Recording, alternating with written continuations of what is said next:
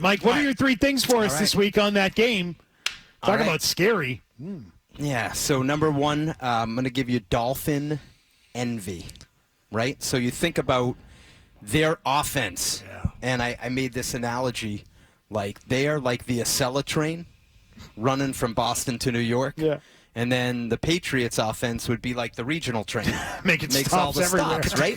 So when you make all the stops, Beetle, you get more, less margin for error, right? I mean, and you have more chance for breakdowns. And so to me, like, as like a reporter covering the team, I always try to put myself in the position of the people with the team, Belichick, the Crafts, and I'm like, if you're the Crafts watching that game, how do you not look at it and be like, okay, they had this first-round quarterback. Look what they did. After 2 years, they're wondering if he's the guy. And look what they put around him to sort of get the answers on if he was the guy. Well, you're not spending. So that's the answer.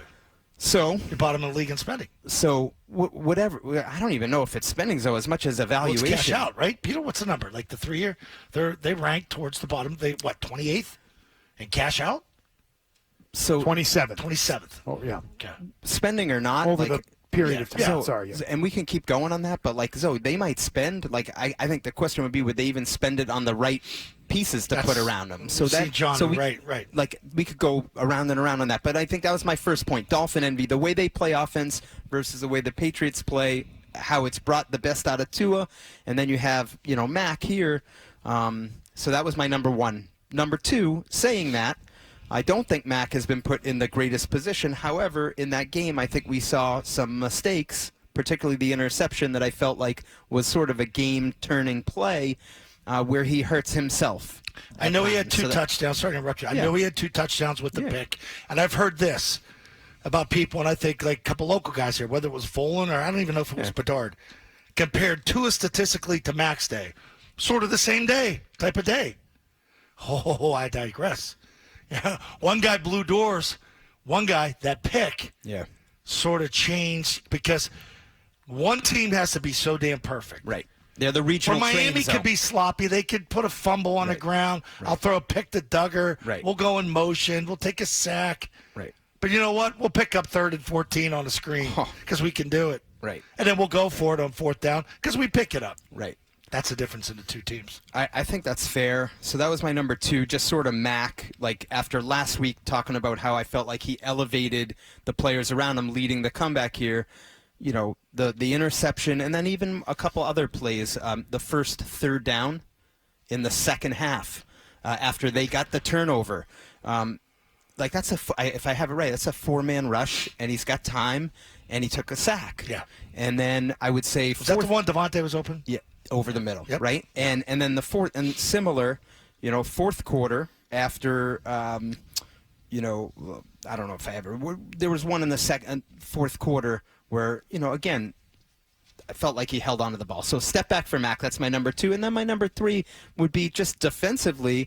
Like I felt like I was so surprised at the situational breakdowns that they had because I felt like playing the Dolphins a second time would be an advantage to them because it's such a tough offense to prepare for. Mm-hmm. But you had played them in week 2. And to your point, Zoe, I wrote down 3rd and 14, 3rd and 14, 1st and 20, 3rd and 9, 3rd and 6, 3rd and 9, 3rd and 13. And these are all positions the Dolphins were in that you'd think would favor the defense. Every time on those, they got either they converted it or got enough yardage to set up a 4th down that they ultimately converted on, and I just felt like situationally, defensively, they were really, really poor. And they got beat on big plays, big passing plays, and the thing that we had said going in was they won't allow that to happen, right? They at least have that going for them from the first game. That's right. When you saw that they kept everything in front of them and didn't allow the big plays, a hallmark of Bill Belichick in any of his defenses. That just wasn't the case on Sunday. They gave up big plays. They left guys on islands. It was not good. No. So and I go back, watch those big plays. What led to the first touchdown? Obviously, J.C. Jackson. We saw the misstep, but Marte Mapu, a rookie safety back there, I think that's also on him too, from my view of it. And then on the last one that they busted, it looked like Jack Jones. There was a miscommunication there as he, so I think younger defensive backs that you'd like are talented players. Third-round pick, Mapu, Jack Jones. I think a lot of people wanted him starting this year. I mean, they're involved in big plays, 14 points. A couple of updates. So today is the trade deadline, and we told you earlier, as Bert Breer had reported a couple of days ago, the team has already received calls on Kyle Duggar. They don't seem inclined to want to move him. According to Jordan Schultz of Bleacher Report, teams have reached out to the Patriots about running back Ezekiel Elliott. Running back needy teams have called on Zeke Elliott. He will be a free agent after the season. Makes sense why teams would call on him. He's looked pretty good. Yeah. I think better than we could have expected of how he's run this season. So Ramondre goes down. Who's your back? Zeke. No, if you trade him. If you trade him, you got Kevin Harris on the practice squad and Patrick Taylor. That's why I would think they wouldn't trade him Now we're balling, unless there was a significant chip coming back to you. So how do you think they approach today? Ultimately, my thought was it probably passes by without a trade. I think they look at their team and talk to someone who said, like, we need to be keeping players, not trading them away. We need more impact players. So to me, the thought would be unless a team blows them away with a draft chip, and when I say that, I that's a day one or two. Day one's a first rounder, which obviously isn't going to happen. Day two, a second rounder or a third rounder. My thought would be that they stand with what they stand. Right. But I mean, I guess the question is, why do you need to keep players and keep impact players now? Because every team could say that. No, we need players. We don't want to just trade them away. The Panthers could say that right now. Yeah, you get something back when you trade. That's why it's called a trade. I think what would come back for their impact players isn't enough to warrant giving them up, is basically where I'm coming from. So, like, Josh Uche as an example. Like, to me, I thought they really missed him in this last game. Like, I thought there were so many times where guys were rushing past Tua, giving him time to step up.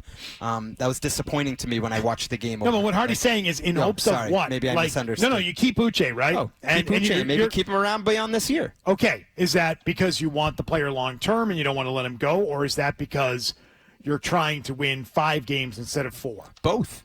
Win more games this year. What's the value in winning 5 games versus 4 or 6 versus 5? Is there culture? Culture would be, to me, the young guys in the room. This is how we roll. Like, so the Lions last year. The Lions last year is an example. That's your team, right? Yeah. What were they last year? 2-6. 2-6. So at this time last year, you would have said sell. And what'd they end up doing?